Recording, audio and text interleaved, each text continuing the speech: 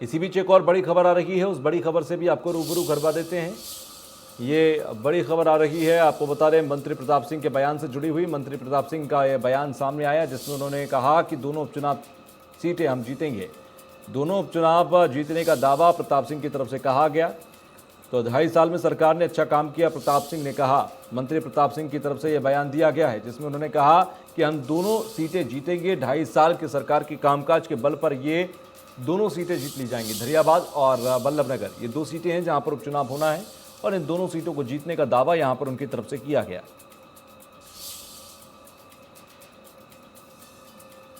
तो दोनों उपचुनाव जीतने का दावा उन्होंने किया है। उपचुनाव को लेकर पीसीसी बैठक चल रही है पीसीसी दफ्तर में, और कैसे उपचुनाव के लिए रणनीति बनाई जाए, जो जीत की तरफ लेकर उन्हें जाए, इसको लेकर चर्चा। फिलहाल मंत्री प्रताप सिंह ने बयान दिया, 2.5 साल में सरकार ने अच्छा काम किया है।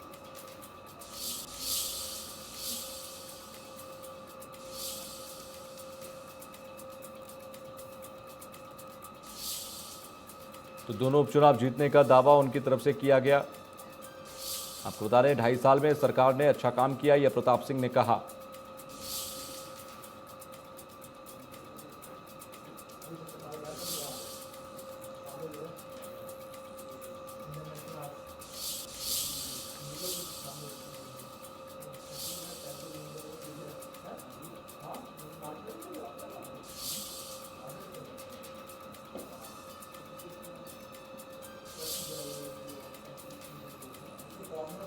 तो 2.5 साल में सरकार ने अच्छा काम किया है, प्रताप सिंह ने कहा। मंत्री प्रताप सिंह की तरफ से यह बयान दिया गया। 2.5 साल में सरकार ने बेहतर काम किया, उसी बेहतर काम के बल पर आगे सीटें जीती जाएंगी। 2 उपचुनाव की सीटें हैं, दरियाबाद और बल्लभनगर। और आइए आपको सुनवाते हैं प्रताप सिंह ने आखिर क्या कहा।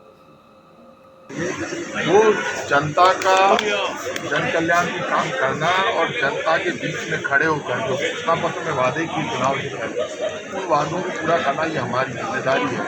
हिंदुस्तान की राजस्थान सरकार वो पहली सरकार है जिसने 64% वादे पूरे कर दिए, और जो वादे पूरे किए उससे जनता सेटिस्फाइड है। और कोरोना संकट में बड़ा मैनेजमेंट देखने को मिला।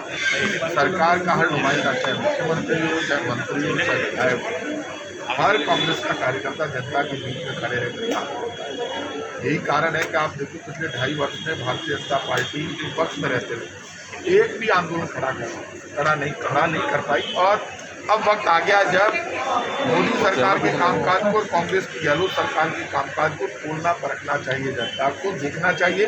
एक तरफ राजस्थान की कांग्रेस की गहलोत सरकार है जो 64% वादे पूरे करती है, जनता के बीच में खड़े होकर अपना जो रिजल्ट है वो बताती है और जनता के सामने रखती है कि यदि कोई वादा पूरा नहीं हुआ तो हमने ये काम कर दिए, आप खड़े होकर बता सकते हैं। ईडब्ल्यूएस का इतना बड़ा फैसला लिया, इकोनॉमिक वीकर सेक्शन में 8 लाख तक की गारंटी खत्म कर दी, जमीन की गारंटी खत्म कर दी, जवानों के लिए रोजगार की बात हो, वेलफेयर की बात हो, चिरंजीवी योजना लेकर आए।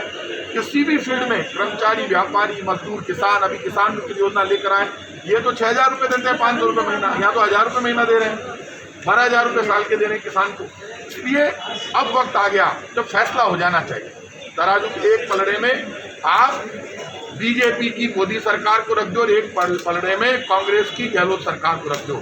हमारा मॉडल हिंदुस्तान में नंबर 1 पर आएगा। इसलिए आएगा कि हम जो कहते हैं वो करते हैं। वो जो कहते हैं मोदी सरकार के लोग उसका उल्टा करते हैं। ये बार बार बात करते हैं राजस्थान। मंत्री प्रताप सिंह को आपने सुना, उन्होंने कहा कि हम जो कहते हैं वो करते हैं और वो जो कहते हैं वो बिल्कुल नहीं करते हैं। इस बात को लेकर मंत्री प्रताप सिंह की तरफ से बात को रखा गया। 2.5 साल में सरकार ने अच्छा काम किया, यही वजह है कि उपचुनाव में दोनों और मौके मिलेंगे। इससे पहले भी जो उपचुनाव हुए इसमें भी सरकार को बेहतर काम को देखते हुए कांग्रेस को मौके दिए गए। यही वजह है कि कॉन्फिडेंस अभी और है यहाँ पर मंत्री प्रताप सिंह का, और लगातार वो दोनों उपचुनाव जीतने की बात कर रहे हैं।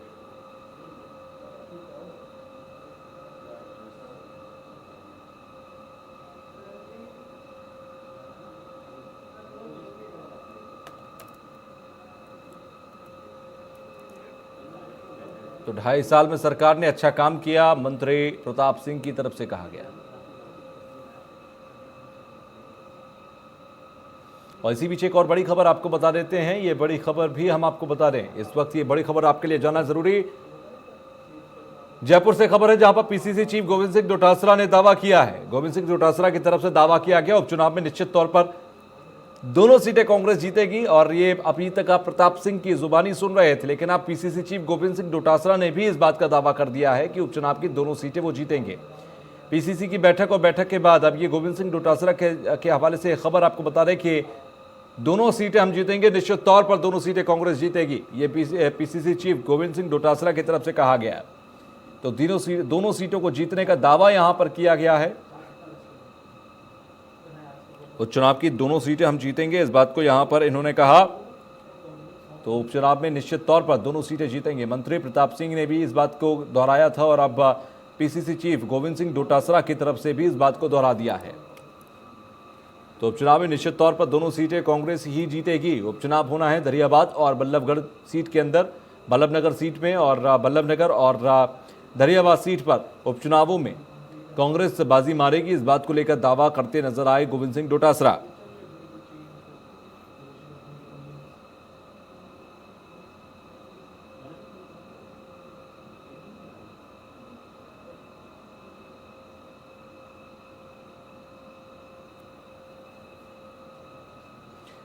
तो पीसीसी चीफ गोविंद सिंह डोटासरा ने दावा किया दोनों उपचुनाव जीतने का दावा उनकी तरफ से किया गया। उपचुनाव में निश्चित तौर पर दोनों सीटें कांग्रेस जीतेगी, इस बात को कहा। चुनाव है मतलब अरे ये वन नीचे करो ना, वन किसका है? किसी का नहीं है। के साथ साथ लोगों को एक कमेटी बना करके प्रभारी मंत्री को इंचार्ज बना करके प्रदेश कांग्रेस कमेटी के पदाधिकारी और कार्यकर्ताओं करके एक कमेटी बनाई गई है। इनके साथ में हम वहाँ पर जो उपचुनाव होने जा रहे हैं उसमें जीतने की रणनीति बनाएंगे। दोनों चुनाव हमारे लिए बहुत महत्वपूर्ण है। आगे का ना लोगो है दिनेश जी, इतने काम हुए हैं, कोरोना का बेहतर हमारी सरकार ने किया है, इसका लाभ हमको मिलने वाला है। संगठन और सत्ता समन्वय के साथ में काम कर रहे हैं, इसका लाभ भी हमको मिलने वाला है। और जो विशेष रूप से 2.5 साल में जो अच्छे काम, चाहे कोरोना हो चाहे बजट का काम हो, जो बेहतर कार्य हुए हैं उससे जनता में कांग्रेस के प्रति बहुत ही अच्छे उनके विचार हैं। और जो मोदी सरकार जिस प्रकार से जो किसानों के साथ में अत्याचार और अन्याय कर रही है, 3 काले कानून लाई है, महंगाई बढ़ा रही है, बेरोजगारी बढ़ा रही है, और जिस प्रकार से संसद को चला नहीं पा रही है, मुद्दों को फेस नहीं कर पा रही है, पूरा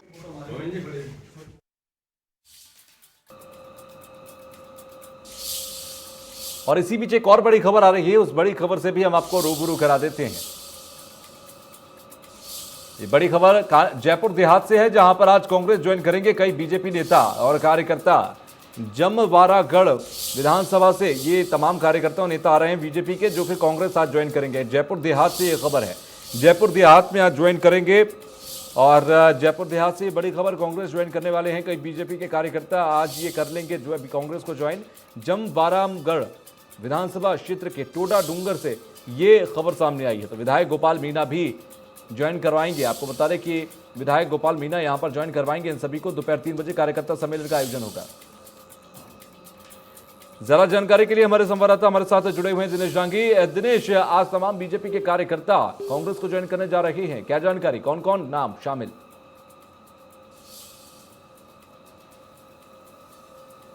दिनेश, मेरी आवाज पहुंच रही है अब तक? लगता है दिनेश से हमारा संपर्क नहीं हो पा रहा, हम दोबारा संपर्क करने की कोशिश कर रहे हैं। लेकिन आपको बता दें कि ये तस्वीरें आज सामने आएंगी लगभग दोपहर 3 बजे के आसपास। यहाँ पर कई कार्यकर्ता, कई नेता हैं बीजेपी के जो कि कांग्रेस में शामिल होने जा रहे हैं। कांग्रेस में आज शामिल हो जाएंगे। बीजेपी के लिए एक बड़ा झटका होगा, कांग्रेस के लिए एक बड़े मुनाफे की बात होगी जयपुर देहात के अंदर, जहाँ कई कार्यकर्ता ऐसे हैं जो कि शामिल हो रहे हैं आज कांग्रेस में। तो विधायक गोपाल मीणा ज्वाइन करवाएंगे। दोपहर 3 बजे कार्यकर्ता सम्मेलन का आयोजन होगा। तो जमवारागढ़ विधानसभा क्षेत्र के टोडा डूंगर के अंदर ये कार्यक्रम।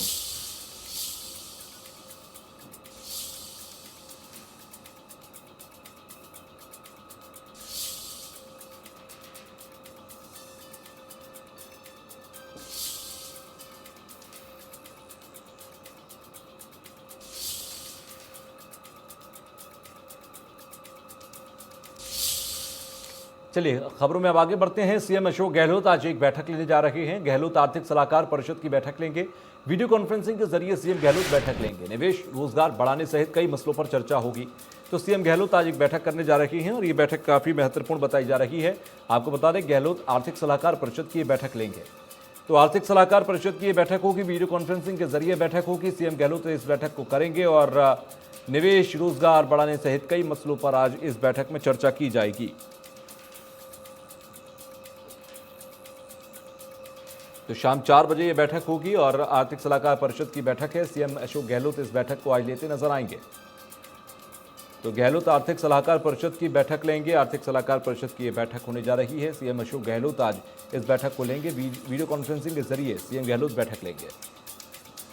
तो वीडियो कॉन्फ्रेंसिंग के जरिए ये बैठक होगी आज और इसमें देश के अंदर, प्रदेश के अंदर रोजगार और तमाम वित्तीय मामलों को लेकर, आर्थिक मामलों को लेकर ये बैठक होगी। तो सीएम अशोक गहलोत आज इस बैठक को लेते नजर आएंगे। सीएम अशोक गहलोत आज ये बैठक लेंगे। आर्थिक सलाहकार परिषद की बैठक होगी। अशोक गहलोत आर्थिक सलाहकार परिषद की आज बैठक लेंगे।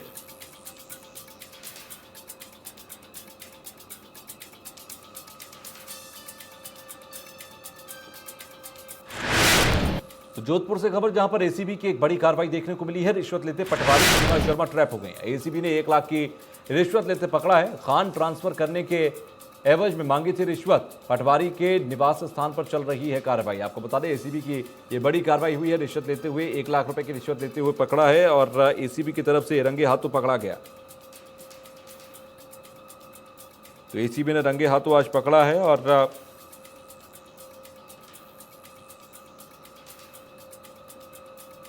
फिलहाल एसीबी की ये जांच चल रही है। जोधपुर से खबर है, एसीबी की बड़ी कार्रवाई हुई। 1 लाख की घूसखोर पटवारी को गिरफ्तार किया गया।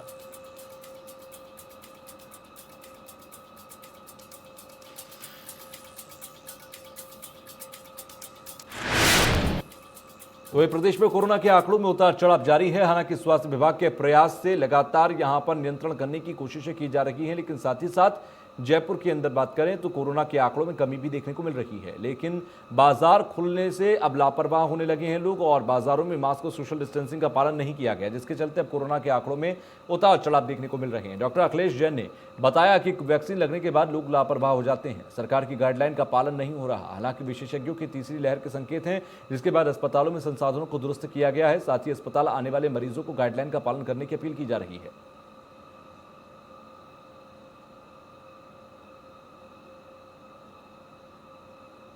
कोरोना के वो भी बढ़ रहे हैं धीरे धीरे, क्या कहेंगे लोगों की लापरवाही और अस्पतालों में तीसरी लहर को देखते हुए किस तरह की व्यवस्था की गई है? देखिए, निश्चित रूप से जिस तरह से पूरे चिकित्सा समुदाय और सरकार और आमजन ने एक आपस में एक सहभागिता करके जिस तरह इस बीमारी का मुकाबला किया था, हम काफ़ी हद तक उस पर विजय पा पाए। लेकिन कहीं ना कहीं अगर आप विगत कुछ हफ्ते की बात देखेंगे तो निश्चित रूप से कहीं ना कहीं आमजन थोड़ा सा लापरवाह हुआ है। जिस तरह से भीड़ इकट्ठी होने लगी है, मास्क का प्रयोग नहीं हो रहा है, अनावश्यक रूप से भीड़ ज़्यादा इकट्ठी होती है। जैसे अभी बारिश का मौसम है तो पिकनिक स्पॉट्स पे आप देखेंगे, तो कहीं ना कहीं आमजन को सजग होने की आवश्यकता है। और निश्चित रूप से सरकार, चाहे वो केंद्र सरकार हो या राज्य सरकार हो या हमारा चिकित्सा जगत हो, इस बारे में पूरी तरह से सक्रियता दिखाते हुए तैयार है। हमारे अगर हम अस्पताल की बात करें तो हमारा paediatric department, medicine department, pulmonary department या जितने भी हमारे स्पेशलिटीज़ हैं, उनमें सारे डॉक्टर्स, चूँकि पहले हम काम कर चुके हैं, पहले हमारा कोविड डेडिकेटेड हॉस्पिटल 2 बार रह चुका है, तो हम पूरी तरह से इस बारे में न केवल सजग हैं बल्कि तैयार हैं। तो यहाँ ले रहे एक छोटा सा ब्रेक के बाद लौटेंगे, दिखाएंगे आपको अब तक की बड़ी 25 खबरें।